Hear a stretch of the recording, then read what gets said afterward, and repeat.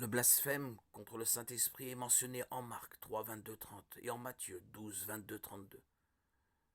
Le blasphème peut être défini comme une défiance irrévérencieuse. Il s'applique au péché comme le fait de maudire Dieu ou de profaner consciemment ce qui lui appartient, mais aussi d'attribuer du mal à Dieu ou de ne pas lui reconnaître un bien qui lui revient. Il s'agit ici du cas spécifique du blasphème contre le Saint-Esprit, Matthieu 12, 31.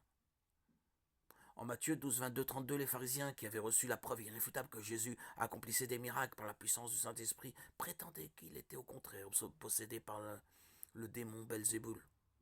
Matthieu 12, 24.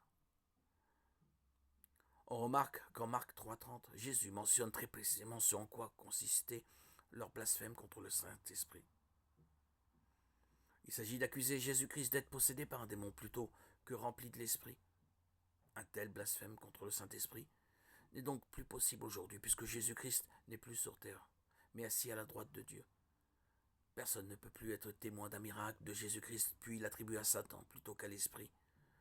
L'exemple le plus proche aujourd'hui serait d'attribuer le miracle de la vie transformée d'une personne rachetée à la puissance de Satan plutôt qu'à celle du Saint-Esprit venu vivre en elle.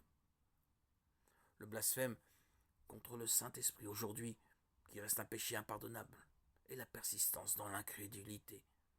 Il n'y a pas de pardon pour ceux qui meurent dans l'incrédulité. Le rejet persistant des appels du Saint-Esprit à nous fier à Jésus-Christ est un blasphème impardonnable contre lui. Souvenez-vous de Jean 3,16.